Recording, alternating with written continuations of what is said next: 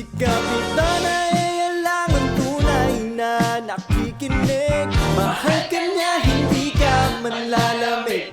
Ang iboto si Kape, awat ka nang mag-iisip. Ang masasabi po namin sa pagsiservisyo ng aming kapitana ay napakahusay po.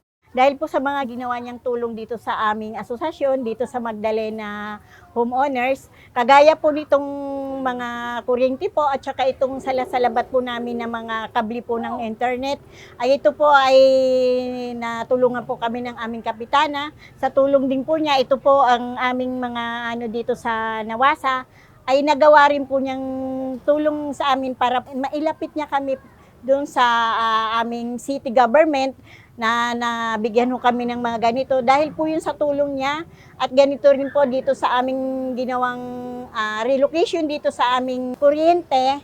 Ayan din po, ang laki rin po ng naitulong po niyan sa amin. At ganun din po sa mga itong aming kalsada po rito.